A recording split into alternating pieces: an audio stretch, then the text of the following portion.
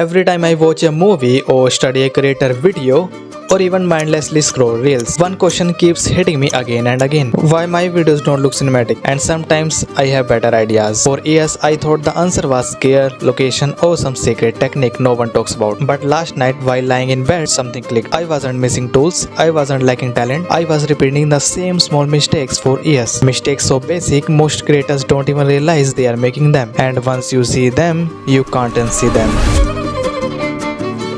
देखो अब तुमने ऑलरेडी इस टॉपिक के ऊपर हजारों वीडियोस देख रखी होगी और तुम्हें सिर्फ ये सुनने को मिला होगा कि use good lights, use expressive cameras and iPhone तो तुम्हें डेफिनेटली चाहिए, वरना उसके अलावा तुम सिनेमैटिक वीडियो बना ही नहीं सकते. But what if I tell you, if you just avoid this simple mistakes your videos look more cinematic than cameras. And यार पहली मिस्टेक जो तुम्हें डेफिनेटली अवॉइड करनी है वो है शूटिंग इन वन एंगल. देखो अब जो व्यूअर्स होते हैं ना वो बहुत जल्दी बोर हो जाते हैं सेम एंगल देख देख के. और अगर मैं तुम्हें एक बढ़िया सा एग्जांपल दूं इसका, तो मान लो तुम्हारा कोई फेवरेट पॉडकास्ट या फिर फेवरेट मूवी है. अगर जो पॉडकास्ट में तुम्हारा फेवरेट गेस्ट क्यों ना आया हो, लेकिन अगर वहीं वो दोनों सिर्फ एक सिंपल से टेबल पे बैठ के बिना कोई एंगल चेंज हुए, बिना कोई लाइटिंग के अगर सिंपल वो बोलना स्टार्ट कर दे, तो लोग इतना ज्यादा बोर हो जाएंगे कि वो उसको 5 मिनट भी देखना पसंद नहीं करेंगे, वो एकदम स्किप कर देंगे कि इतना बोरिंग पॉडकास्ट है. वहीं अगर मूवी ऑलरेडी फेमस होती है डिफरेंट टाइप ऑफ एंगल्स के लिए, स्टोरीज के लिए, लेकिन वहीं अगर एक मूवी सिर्फ डायरेक्टर अपनी कुर्सी पर बैठ के तुम्हें सारी स्टोरी बताए सिर्फ एक कमरे में बैठ के, तो क्या तुम उसको देखोगे? बिल्कुल नहीं देखोगे. लेकिन वहीं अगर से मूवी को डिफरेंट एंगल में शूट कर जाए like closeup, ultra wide, wide, तो वो मूवी कितनी ज्यादा इंटरेस्टिंग हो जाएगी. लोग उसमें बिल्कुल हुक हो जाएंगे और उसको देखते रहेंगे. तो इसीलिए एंगल्स बहुत ज्यादा इंपॉर्टेंट होते हैं. और ये सिर्फ मूवीज या फिर पॉडकास्ट नहीं, तुम्हारे फेवरेट क्रिएटर्स भी करते हैं. लाइक तुम गोक्स की वीडियो देख सकते हो, वो सिर्फ एक सीक्वेंस दिखाने के लिए कितने ज्यादा एंगल्स को चेंज करता है. तो इसीलिए एंगल्स को चेंज करना बहुत ज्यादा इंपॉर्टेंट है ताकि व्यूअर्स को थोड़ा चेंज दिखे अपने फ्रेम में. लेकिन उनके पास तो बहुत सारे कैमराज है, मोबाइल्स है, तो वो डिफरेंट एंगल एक ही बारी में शूट कर लेते हैं. लेकिन हम कैसे शूट करेंगे? नहीं, देखो इसके लिए तुम्हें कोई भी 2 कैमरा या फिर मोबाइल की जरूरत नहीं है. तुम्हें सिर्फ एक मोबाइल या फिर कैमरा तुम्हारे पास है तो उसकी जरूरत. मान लो ये तुम्हारी स्क्रिप्ट है, तो इसको तुम डिफरेंट एंगल में शूट कैसे करोगे? तो देखो, और इसके लिए तुम्हें बार बार सेम लाइंस बोलने की जरूरत भी नहीं पड़ेगी. देखो मान लो तुम्हारी स्क्रिप्ट है और तुम्हें इस वाले सेक्शन को लो एंगल में शूट करना है, तो इसके आगे आई लिख दो, मतलब लो एंगल. देन इस वाले पार्ट को देखो, तुम्हें क्लोजअप शूट करना है तो इसके आगे सी लिख दो, सी मतलब सिर्फ closeup, not what you think. अब उसके बाद जब वीडियो शूट करने जाओ तो देखो सिर्फ इतना पार्ट मुझे लो एंगल में शूट करना है, तो बस मोबाइल को ऐसे नीचे से लो एंगल में रखो और शूट कर लो. फिर जब क्लोजअप शूट करना हो तो थोड़ा सा जूम कर लो. और मान लो तुम्हें दूसरा सीक्वेंस शूट करना है, मान लो तुम्हें अल्ट्रा वाइड में करना है, तो उसके आगे यू लिख दो, यू भी लिख सकते, UW लिख सकते हो. उसके बाद जब शूट करने जाओ तो अल्ट्रा वाइड में शूट कर लो. बस उतना ही पार्ट जो अल्ट्रा वाइड तुमने लिखा है उसको शूट कर लो. इससे तुम्हें बार बार सेम लाइंस बोलने की जरूरत नहीं पड़ेगी, तुम काफी अच्छी वीडियो को शूट कर सकते हो. और इससे देखो तुम्हारे पास बहुत सारे अलग अलग एंगल आ जाएंगे. और जब तुम एडिटिंग करो तो एक एक पार्ट को साथ साथ जोड़ते जाओ, डिफरेंट एंगल में तुम्हारी परफेक्ट मूवी लाइक वीडियो तैयार हो जाएगी. तुम शायद समझ आ गया होगा. और अगर तुम ये सोच रहे हो कि सिर्फ इस पॉइंट को सही करने से सिनेमैटिक वीडियो बन जाएगी, तो मैं भी ये सोचता था, बट आई वाज रॉन्ग. और अगर अभी तक भी तुम वीडियो देख रहे हो तो जो नेक्स्ट पॉइंट है ना वो बोनस पॉइंट है,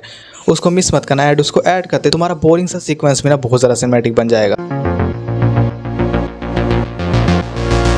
use zoom in and zoom out. अब देखो ये लिटरली वो वाला पॉइंट है, छोटा पैकेट बड़ा धमाका. अब इस वाले पॉइंट को ना देखो, मैं अपनी वीडियोस में ना zoom in and zoom out कभी यूज नहीं करता था. मैं सिंपली अपलोड कर देता था एडिट करता हूँ. और बस एक दिन मेरे फ्रेंड ने मुझे बताया कि तुम्हारी वीडियो में कुछ कमी है एक चीज की. मैंने सोचा शायद वो कैमरा क्वालिटी बोलेगा, स्क्रिप्टिंग बोलेगा, बट उसने कहा zoom in and zoom outs add करो. आई सेड लाइक बट ये कैसा पॉइंट है? तो उसने कहा तुम्हें इसका इंपॉर्टेंस नहीं पता. तो मैंने चलो देखा, बट जब मैंने इस चीज को नोटिस करना शुरू किया तो मैं जब अपने फेवरेट क्रिएटर्स की वीडियो देखता था तो हर दूसरी लाइन के बाद उनकी वीडियो में जूम इन या जूम आउट होता रहता, बिल्कुल स्लोली, तुम्हें वो नोटिस भी नहीं होने वाला. फिर मैंने देखा कि हाँ ये काफी जरा इंपॉर्टेंट है. अब इसका इंपॉर्टेंस क्या है? तो देखो जब भी हम अभी तुम देख सकते हो ये वीडियो काफी जरा स्टिल है, तुम्हें थोड़ी सी अगर तुम ज्यादा देर से देख रहे हो तो तुम्हें बोल लेंगे, बट जैसे ये थोड़ी थोड़ी अब देखो यहाँ पे स्लोली जूम होना स्टार्ट होगा तुम, और जो स्टिल फ्रेम था ना वो एक मूवमेंट हो गई, तुम्हारी शॉर्ट में मूवमेंट आ गई जो काफी ज्यादा इंटरेस्टिंग लगती है वीडियो में. और इसे ना थोड़ा चेंज भी आता है वीडियो में जो काफी ज्यादा इंटरेस्टिंग लगता है. और इसको करना इतना ज्यादा ईजी है ना, तुम 1 मिनट में कर सकते हो. और इसका इंपॉर्टेंस बहुत ज्यादा है. देखो सिंपली जब भी तुम अपनी वीडियो एडिट कर रहे हो तो अपने स्टार्टिंग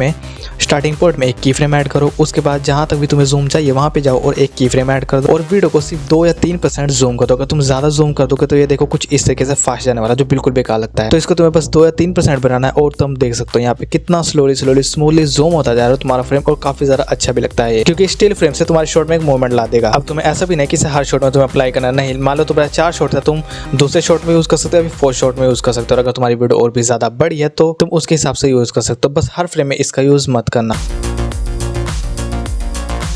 ओके, सबसे पहले मैं तुम्हें ये क्लियर कर दूं कि मैं तुम्हें अलग अलग लाइट लेने के लिए नहीं बोल रहा हूँ। मेरा मतलब ये है कि तुम्हें इतना तो पता ही होगा कि लाइट्स दो तरह की होती है, एक वार्म लाइट्स, एक कूल लाइट्स। और वैसे तो बहुत सारी होती है कि रिम लाइट हो गया, टॉप लाइट हो गया, डाउन लाइट हो गया, ऐसी बहुत सी लाइट्स होती है। बट मैं सिर्फ बात कर रहा हूँ कलर्स की। देखो, वार्म लाइट्स का यूज हम करते हैं जब हमें बिल्कुल नॉर्मल एकदम सटल फीलिंग दिखानी होती है और थोड़ा टॉकिंग हेड वीडियोस होते हैं। लाइक तुम ऑरेंज यूज कर सकते हो, येलो यूज कर सकते हो, लाइट ग्रीन यूज कर सकते हो, ये वार्म लाइट्स होती है। बट वहीं अगर तुम्हें माहौल मतलब फीलिंग थोड़ा सीरियस, तुम्हारा टॉपिक अब जरा सीरियस है, तुम किसी को एक्सपोज वगैरह कर रहे हो, तो तुम्हें कूल लाइट का यूज करना चाहिए।